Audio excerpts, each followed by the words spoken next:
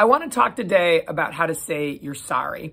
A few days ago, I made a video. It had 4 ideas for how to build better relationships, be a better partner, use love as a verb, not a noun, ask people what their feelings are and really be interested in the answers, genuinely and authentically apologize when you've made a mistake or done something wrong, and to consider someone's background and upbringing and how they may be different than yours when you get into conflict or differences of opinion with them.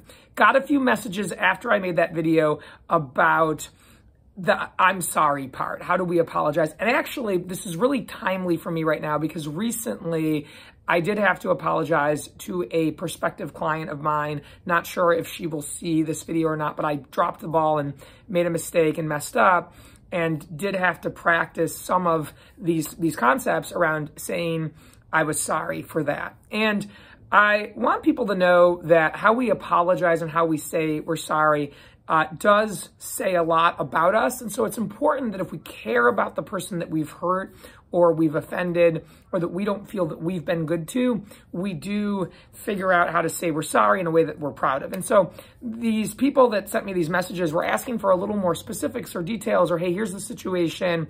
What do you think I should do? I wanted to respond to those. First things first, so I'll do a little bit of repetition as to the past video.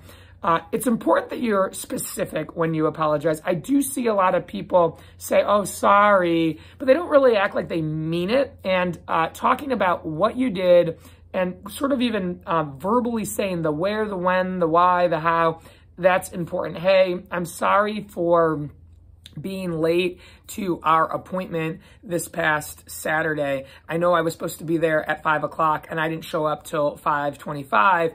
And because of that, you were waiting and my phone was dead and I also couldn't let you know that. I am just really, really sorry that I did that I was late, that I didn't have a charged phone. I wasn't able to talk to you, that you weren't hearing from me, and that I really apologize that I did that.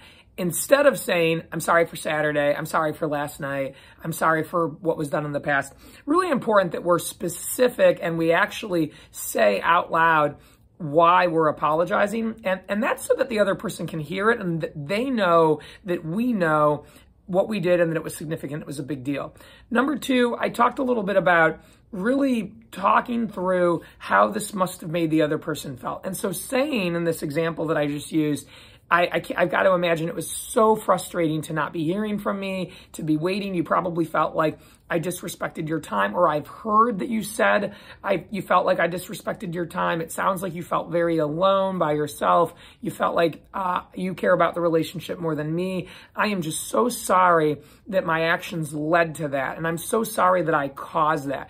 And so letting the other person know that you care enough about them, you've heard them, and you value them enough to understand, sit with, live with, have heard their feelings about what you've done, an essential part of an apology.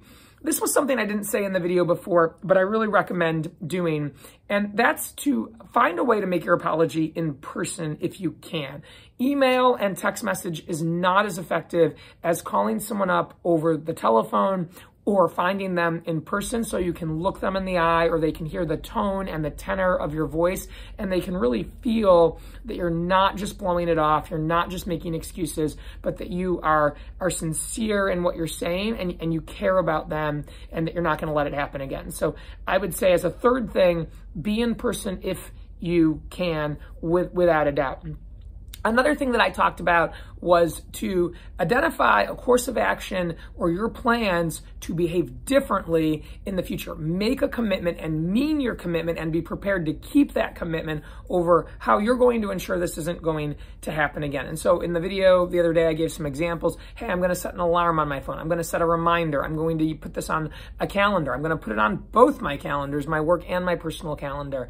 I'm going to check in the night before. But these are things that I will do do so that this doesn't happen again? People want to know that you have a plan to behave better in the future. If you are really sorry, you're not just going to say you're sorry. You are going to act differently to show that you're sorry. Stephen Covey, one of his quotes that I love is that you can't talk yourself out of problems that you've behaved yourself into. And I love that. We actually have to behave ourselves out of problems that we've behaved ourselves into. That's absolutely essential. I also want to point out that it's extremely important when you're apologizing to really own responsibility for it. Don't make excuses. Don't blame the weather. Don't blame traffic. Don't blame the other person. Well, it was a little bit unclear, the directions or the instructions that you gave me, so I didn't kind of really know where I was supposed to be, so that's why I was late. Or, hey, you know what? Traffic was just a nightmare. Well, you should have left earlier or checked that, right? Oh, the weather was disgusting. You also could have checked that. We all have smartphones and the internet and Google these days. And so blaming other outside factors, what it kind of looks like is that you're trying to get out of it without having to take responsibility. I won't say the person's name, but recently someone apologized to me. And as they were apologizing, they said to me, you must have just really misunderstood what I was saying. I think you misinterpreted what I meant by that, which led to you kind of overreacting a little bit. So I'm really sorry for that. And I thought, you're not really apologizing for yourself. You're apologizing for my part in this, which isn't much of an apology at all. So be very careful to say, I did this, and focus on the action, the circle of your control. When you start blaming outside factors or almost even pivoting the other person into the story, they often don't feel very apologized to at all. So don't do that. Take full ownership, take full accountability, and don't cite all the different reasons that this occurred.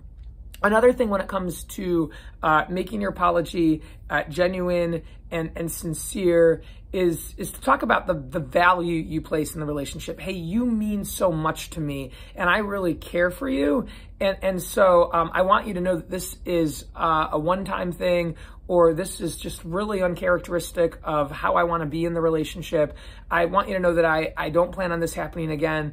And gosh, I know I let you down, and that really matters to me because we're such good friends, or because I really respect and value you. And so recognize that I'm taking this seriously as well. I'm not just kind of blowing this off. I think it's also really important as you apologize, if you can, to take time to listen and to absorb what the other person is saying. Oftentimes when we apologize, people want to tell us, hey, you know what, that did hurt my feelings, and I did feel disrespected, or I did feel like you kind of betrayed me or weren't entirely forthright with me, and this was hard for me.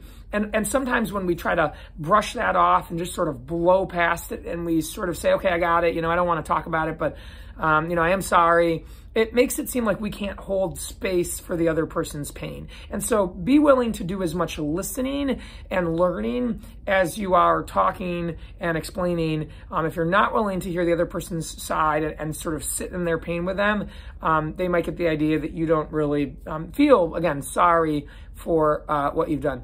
If you do these things, and avoid getting defensive, avoid getting angry, avoid rushing through it, avoid just generalizing it or oversimplifying it, avoid acting like it wasn't really your fault, you should be able to rebuild a relationship with the person that you're apologizing to. We all make mistakes. We're human.